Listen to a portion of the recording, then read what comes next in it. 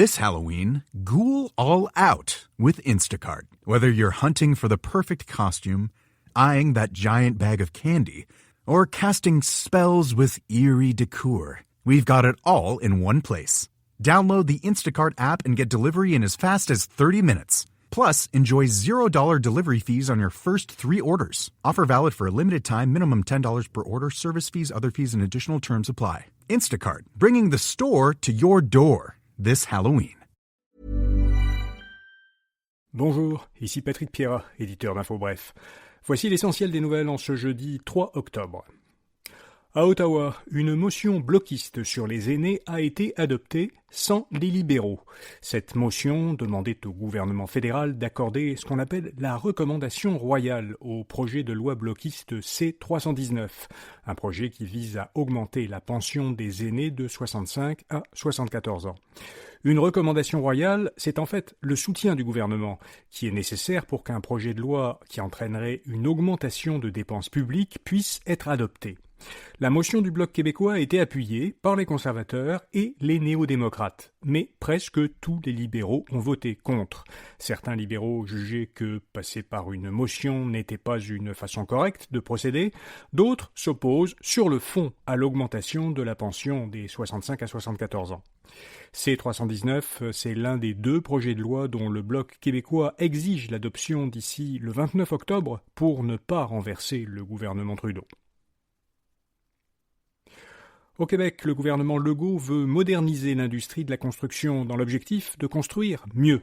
Le ministre du Travail, Jean Boulet, a déposé un projet de loi qui vise à améliorer la qualité des constructions, la protection du public et la qualification des entrepreneurs et leur productivité.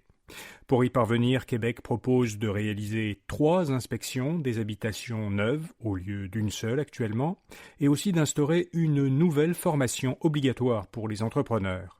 Le projet prévoit par ailleurs de nouvelles sanctions. Les entreprises qui ne respecteraient pas la loi sur le bâtiment risqueraient des amendes de 1 500 $. Québec va cesser de recruter des infirmières en Afrique. Selon Radio-Canada, le Réseau québécois de la santé a recruté depuis 2 ans environ 1000 infirmières africaines. Elles provenaient essentiellement de 3 pays, le Cameroun, la Côte d'Ivoire et le Maroc. Or, les 2 premiers, le Cameroun et la Côte d'Ivoire, figurent sur la liste rouge des systèmes de santé les plus vulnérables, selon l'Organisation mondiale de la santé. Et le 3e, le Maroc, a demandé à Québec de ne pas recruter chez lui. Le gouvernement Legault s'est donc ravisé, il a décidé de ne plus désormais recruter d'infirmières en Afrique, sauf en Tunisie. Aux États-Unis, le procureur qui poursuit l'ancien président Donald Trump veut démontrer que c'est en tant que candidat et par des actes privés qu'il a tenté de renverser les résultats des élections de 2020. La Cour suprême des États-Unis avait accordé à Trump une immunité en tant que président, mais pas pour des actes personnels. Alors, le procureur a apporté hier de nouvelles preuves contre Trump.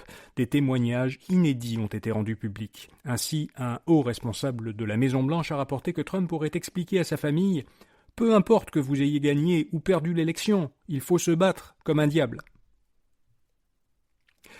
Le fabricant d'équipements sportifs CCM est acheté par une entreprise européenne. Le fonds de capital investissement torontois Birch Hill a vendu l'entreprise montréalaise CCM à la firme privée d'investissement suédoise Altor.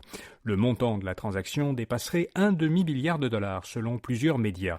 C'est beaucoup plus que les 110 millions de dollars qu'avait payé Birch Hill en 2017 pour acheter CCM, qui appartenait à ce moment-là à Adidas. Altor, la firme suédoise qui vient de l'acheter, a précisé que le siège social de CCM resterait à Montréal. Les télétravailleurs sentent une pression pour retourner au bureau. C'est ce que révèle un sondage léger mené auprès de travailleurs québécois qui ont des enfants pour le compte du réseau pour un Québec Famille, qui est un organisme sans but lucratif. Alors, environ 3 répondants sur 5 ont dit qu'ils avaient la possibilité d'effectuer du télétravail. Pour la plupart du temps, c'était à temps partiel, en mode hybride donc. Près de la moitié d'entre eux ont indiqué que leur employeur avait resserré la politique de télétravail au cours de la dernière année pour favoriser une plus grande présence au bureau. Pourtant, 61% des télétravailleurs qui ont des enfants s'estiment plus performants lorsqu'ils sont en télétravail. La start-up américaine OpenAI, qui est derrière le robot d'intelligence artificielle ChatGPT, a conclu un nouveau tour de financement d'un montant de 6,6 milliards de dollars américains. Cette ronde valorise l'entreprise à 157 milliards de dollars américains. L'an dernier, une précédente ronde de financement avait alors fixé sa valorisation à un peu moins de 30 milliards. La valeur de la société a donc été multipliée par 5 en un an. Il faut dire que les revenus d'OpenAI augmentent de façon exponentielle. Selon des médias américains, l'entreprise prévoit de générer cette année des revenus de 3,7 milliards de dollars américains, et elle s'attend à en générer l'an prochain des revenus de presque 12 milliards, donc 3 fois plus. Microsoft lance une version mise à jour de sa suite Office de logiciels bureautiques vendus sans abonnement. Disponible en version Mac ou PC, Office 2024, c'est comme ça que s'appelle la nouvelle version, comprend les logiciels Word, Excel, PowerPoint, OneNote et Outlook. Contrairement au service Microsoft 365, qui requiert un abonnement pour utiliser des logiciels qui sont régulièrement mis à jour, la suite Office 2024, elle, est vendue à la pièce. Elle s'installe pour une durée indéterminée et Microsoft ne met pas à jour ses logiciels. C'est donc la même formule de suite logicielle qui est vendue depuis maintenant 35 ans par Microsoft. La version 2024 d'Office inclut, par rapport à la version 2021, plusieurs mises à jour que Microsoft a fournies aux abonnés de Microsoft 365 au cours des dernières années. Et puis à Québec, capitale numérique, un nouvel organisme dont l'objectif est de rassembler la communauté numérique de la région de Québec, annonce la tenue l'an prochain de 2 nouveaux événements. Rendez-vous numérique, en avril, s'adressera aux décideurs et gestionnaires issus du numérique, et Interface Québec, en mai, s'adressera aux personnes qui souhaitent se former ou partager leurs expériences. Voilà, vous savez l'essentiel. Bonne journée et à demain matin. If you're a facilities manager at a warehouse and your HVAC system goes down, it can turn up the heat, literally.